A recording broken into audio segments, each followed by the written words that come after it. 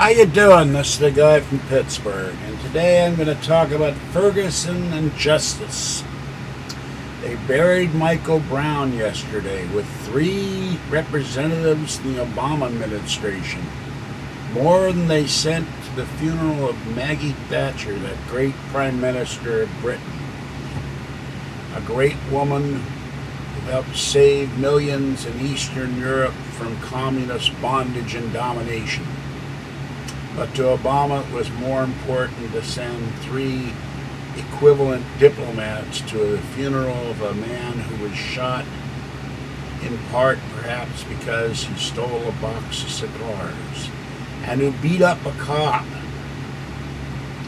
broke his eye socket, put him in the hospital before the cop had to resort to shooting him, maybe because he was in fear of his life. And every year in this country we lose cops because they fight with suspects, and the suspects manage to beat them to unconsciousness and then pull their own guns out and shoot them. We have 53 cops killed in the last year by suspects with their own guns. 400 people in this country are killed by the police, but how many of those are justified? We never hear of the justified ones. And will there be justice for the officer in this case if it goes to trial? Or will it be the justice of the mob, and well, Sharpton and Jesse Jackson and the rabble-routers win? Will it be mob justice, a one-way street justice? And the mob will only accept one verdict, and that's guilty of murder, when it may well have been the case of an officer trying to save his own life from a man who was beating him almost to death. We have seen a lot of these cases. We see cases in reverse where cops beat the crap out of somebody for no reason, and those police should be tried and prosecuted, fired from their jobs. They're bad apples and they don't belong in the police force. But not every killer by a cop, every guy who gets killed by a policeman is innocent. A lot of times cops are fighting for their lives, but the mob won't believe that. All they see is young black men shot by a cop. The cop must be a racist. The cop must be guilty. So think about that, people. The next time you hear one of these stories, I reacted on the information at firsthand before new information came out, and now there's a new video that purports to actually have the gunshots that were fired while a guy was doing a video of how much he loves his lady friend.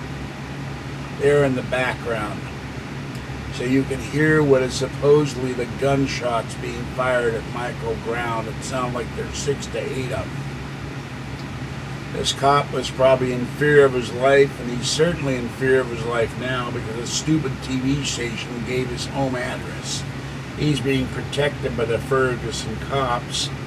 And now a civil rights group, they always come out of the woodwork, they're suing Ferguson, St. Louis County, and the mayor of Ferguson for $200 million for violating their civil rights. But they say protesters were pushed around when they were arrested. Well, you know, the police gave orders, don't go into this area, don't march at night, disperse and go home and act peaceful. And a lot of demonstrators just refused to do that. They were there to demonstrate, throw urine on the cops, throw rocks at them, throw their own tear gas back at them. One news story said that a demonstrator, protester, I call him a rioter, was iconic.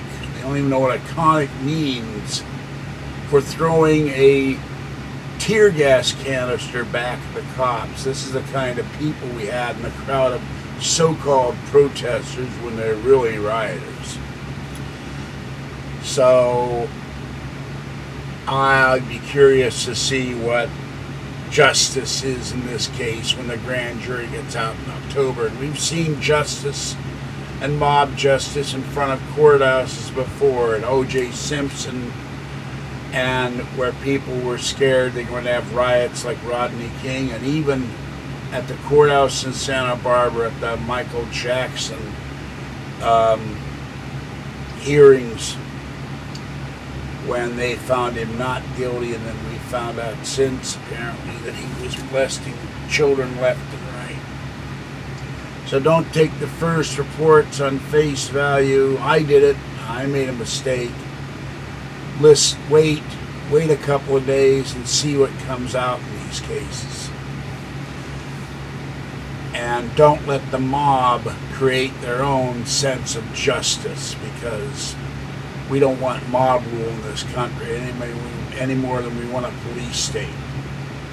Okay, this is the guy from Pittsburgh, Free Art Bell, and I'll catch you next time. Bye-bye.